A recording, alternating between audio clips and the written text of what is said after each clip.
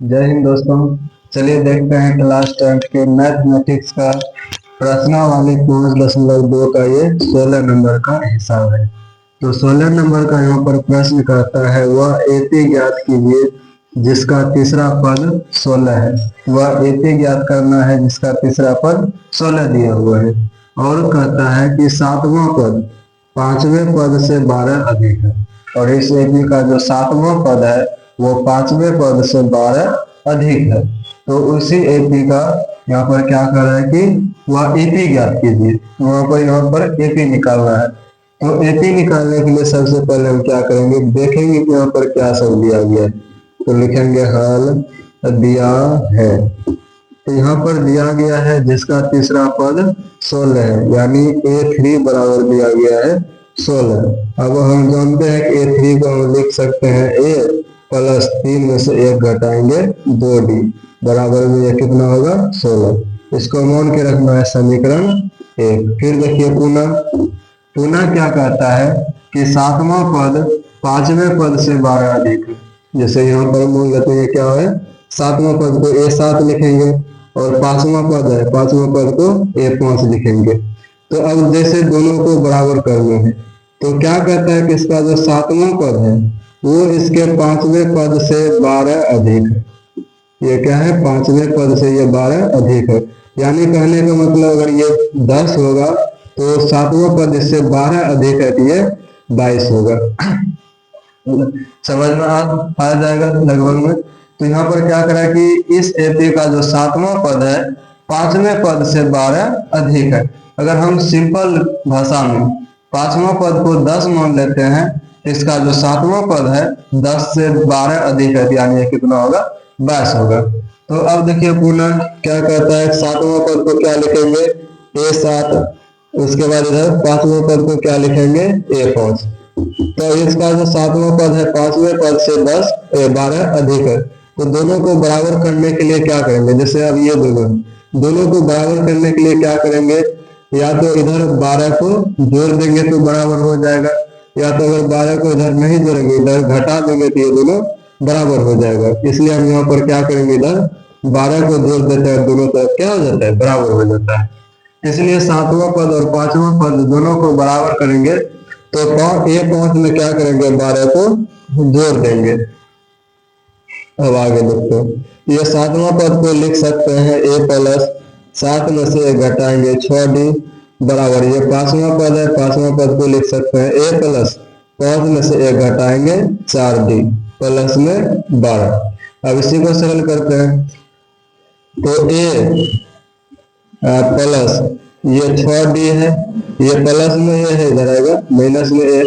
अब ये यहाँ पर 4D प्लस में इधर आएगा माइनस में 4D बराबर में यहाँ बचेगा 12। अब प्लस A माइनस A खत्म, 6D में 4D घट जाएगा तो बचेगा 2D बराबर में 12। अब D बराबर 12, ये 2 इधर गुना में इधर आएगा भागा, तो D बराबर 2 से 12 कट जाएगा 6 बार। तो यहाँ D का मान कितना आ गया 6। अब हमको निकालना किसका, A का मान निकालना है।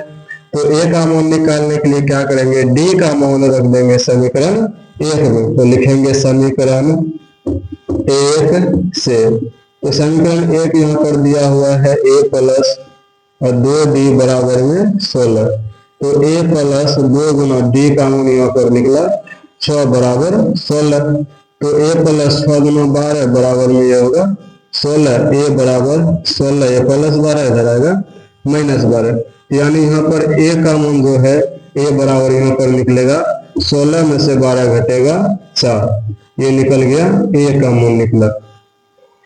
तो इस तरह से यहाँ पर A का मान 4 आ गया और D का मान जो है वो यहाँ पर 6 निकला है। अब कह रहा है कि इसका AP निकालना है। तो हम जानते हैं कि किसी भी AP को निकालना होता है तो AP का रूप होता है A, यानी प्रथम पद निकालेंगे तो उसका रूप होता है A कोमा, दूसरा पद निकालेंगे तो A प्लस D, फिर कोमा तीसरा पद निकालेंगे तो A प्लस 2D, फिर चौथा पद निकालेंगे तो A प्लस 4D, ये A प्लस 3D, फिर पांचवा पद निकालेंगे तो A प्लस में 4D। और यही क्या होता है, एक AP का रूप होता है, एक AP का ये रूप होता है। तो अब ये AP है एपी का पहला पद यानी ए लिखेंगे तो ए का मान निकला है 4। फिर कॉमा एपी का दूसरा पद निकालेंगे तो ए प्लस डी, तो ए का मान यहाँ पर 4 निकला है, डी का मान 6 है, तो यानी 4 और 6 को जोड़ेंगे तो दूसरा पद हो जाएगा 10। और फिर यहाँ पर ये तीसरा पद निकालना है, तो तीसरा पद होता है ए प्लस में 2d। 2d का मतलब क्या हुआ, यहाँ पर d का मान 6 है तो d का मान 6 रखेंगे, 6 गुना 12 प्लस में ए का मान 4 है, तो यहाँ पर क्या हो जाएगा 4, यानी 12 4 ये कितना होगा 16। फिर जब अगला पद निकालेंगे तो अब यहाँ पर d का मान कितना 6 निकला है, तो 100 को इसमें जोड़ देंगे कितना होगा 22।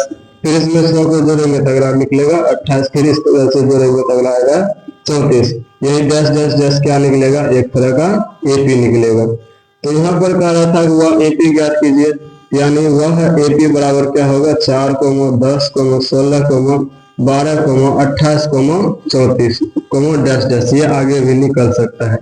तो इस तरह से जो यहाँ पर क्वेश्चन में दिया गया था कि वह एपी ज्ञात कीजिए जिसका तीसरा पद 16 है और सातवां पद पांचवें पद से 12 अधिक है। तो यहाँ पर देखिए जो एपी करना था वो निकालने के लिए वो एपी निकल गया है। तो यहाँ पर कह रहा है ना कि जिसका तीसरा पद 16 है, तो इस एपी का भी देखिए पहला दूसरा तीसरा, तीसरा पद कितना है 16 है, और सातवां पद तो ये पहला दूसरा तीसरा चौथा पांचवा छठा, अगर इसका सातवां पद निकालेंगे तो क्या हो जाएगा, ये 40 होगा। तो सातवां पद कितना आएगा इसका 40। इसका जो सातवां पद है, सातवां पद इसके पांचवें पद से 12 अधिक है, सही में यहाँ पर 12 अधिक है, ये 28 है और पांचवा पद 28 है और इसका सातवां पद 40 है। तो यहाँ पर जो इसका जो सातवां पद है उसके पांचवें पद से 12 अधिक है। इस तरह से ये जो नया एपी निकल गया। तो इस तरह से अगर हिसाब आता है तो आप लोग आसानी से बना सकते हैं।